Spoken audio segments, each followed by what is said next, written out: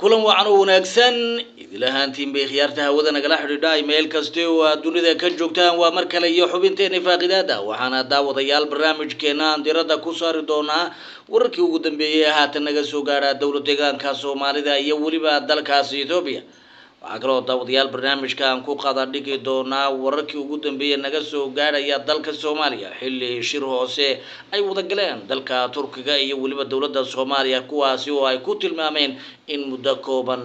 ay difaaca dalka ee dhanka badaha iyo waliba cirka ay ku soo xidhi doonaan hadaba su'aalo fara badan ayaa la iska weydiinayaa xaaladda dalka Soomaaliya oo ay ka socdaan boob ballaaran waxaa kaloo daawadayaal barnaamijkeena aad ku maqli doontaan xildhibaan macalimow oo siro badan soo faqay xilli uu waraysi siinayay mid ka mid ah warbaahinta Soomaalida ayuu ku sheegay in dalka Soomaaliya uu gadweyn ku sii dhacayo abiye iyo xaaladii ugu dambeeyay dalkaas Itoobiya haddaan wax idin ka taabana waxa uu sheegay ra'iisul wasaaruhu in 13 sano oo kale loogu daro sii haynta xilka ra'iisul wasaarenimada ee dalkaas Itoobiya isagoo sheegay inuu barwaaqa sooran gaarsiin doono dalkaas Itoobiya xaaladii ugu dambeeyay waqooyiga dalka Itoobiya laftigooda waan ku qada dhigi doonaa iyo waliba midda ugu dambeysay ee dowlad deegaanka Soomaalida qodobadaas iyo kuwa kale xiiso badan ayaynu daawadayaal ku qada dhigi doonaa barnaamijkana waxay ugu heliya saaxiibkay ninka inta badan ka faalooda xaaladii ugu dambeeyay ee dalkaasi Itoobiya guud ahaanba geeska Afrika waa Dr. Shide Dr. Shide soo dhawaad waa dhawaay saaxiib maxaa ugu dambeeyay xaaladii ugu dambeeyay ee hadii bay ku soo ogol yahay Itoobiya ninkii abiye ahaa xagee kala marayaan bal arrintaas noogu bilow aad iyo aad baad u mahadsantahay Cornel Faragodow xaaladda Itoobiya way karkaraysaa xal waa loo leeyahay diblomaasiyiintii iyo dadka Itoobiyaanku fooda ay iskula jiraan adu dadka oo dhan ayaan wada dhihina siyaasiyiintii xilka ay xisbiga barwaaqo iyo mucaaradkii iyo xoogagii Itoobiya inteeda badan ma artay xaaladeeda korka ka ilaashan jiray waxaad moodaa in faraha ee la soo tagay baad moodaa xaaladda dalkana la dajin laayahay dalkuna uu faraha ka sii baxay marba marka ka dambaysa qolyo hor leh oo ma artay aan Itoobiya xal u hayn ay siyaasaddu ay gacanta u gashay baad moodaa waayadii ugu dambeysay Addis Ababa way karkaraysay siyaasad ahaan bayna u karkaraysay dagaalada ka soconaya waqooyiga Itoobiyana hub urursi aad u balaaran ayaa jiray dowladda Itoobiyana waxay ku dhaxmeelantay baa la dhihi karaa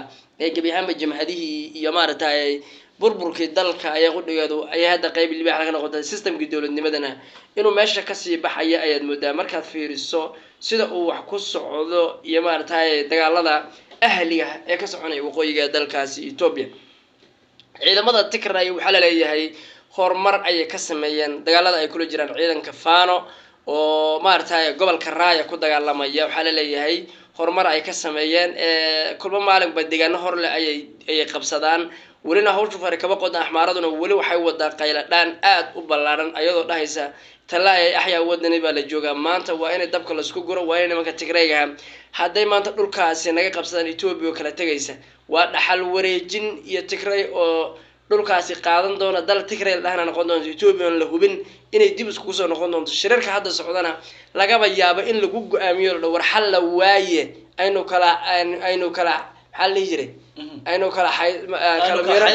كلا حيرنا حل وايه أينو كلا حيرنا لقى يا بينك أمريكا قلنا أحمراد وهذا وحل ليه واحد دفاع بدن وجد وحكب قيسا دبلوماسية الصحة الشرار كان يو قلنا أرمضة عدادس كأي قدوة إيرين هدانا حكومين ولا كلا تجي هدانا حكومين ولا كلا تجي ده إلا قمر أواقبة هديلا لو تكرهوا دولة جاراتين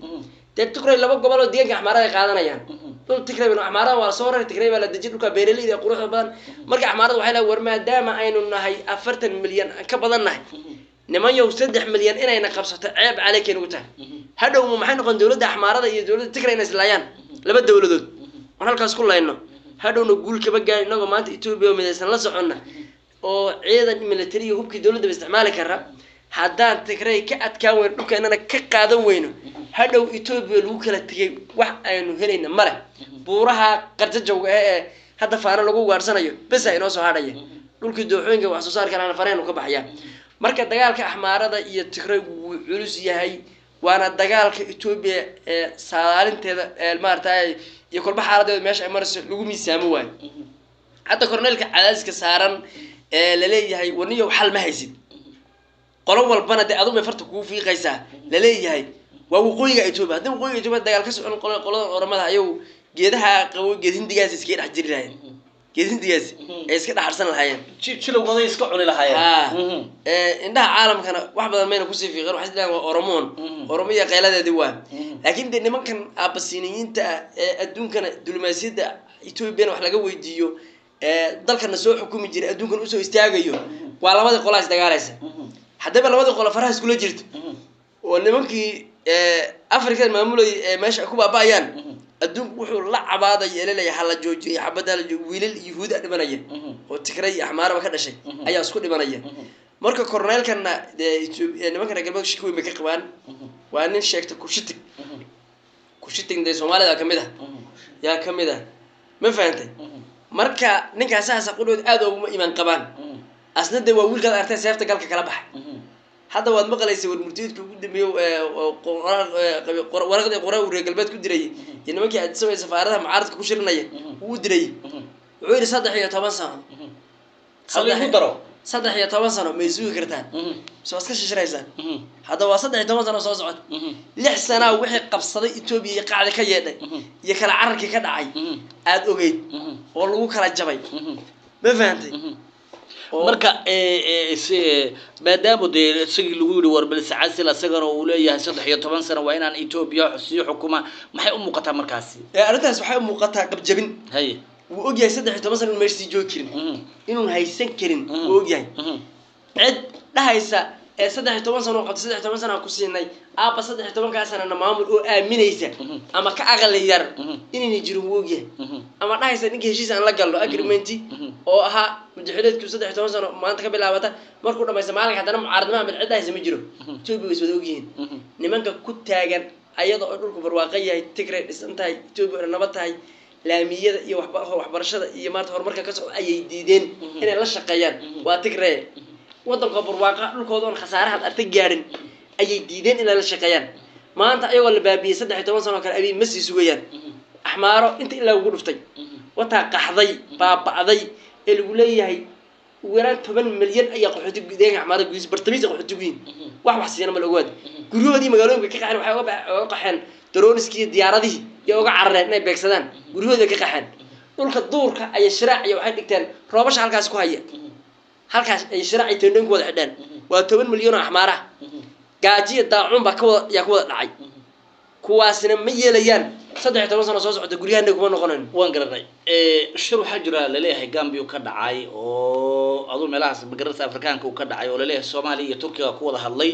oo hadana la leeyahay shirkaasi waxa lagu difaacayaa Soomaaliya badbul gudaheeda waxa weeye qaabkii Soomaaliya loo difaaci lahaa ma u taala xaaladu maxay kugu muuqataa balka ka faalo Soomaaliya see loo difaaci qaab ciidan loo difaaci oo ciidan baa la keenay miya Afrikaana ama ciidamada dalalka Islaamka ka socda miya la keenay Soomaaliya see loo difaacaya horta Turkiga waxay leeyihiin badda inuu difaacayna muddo kooban Ethiopian ka difaacayna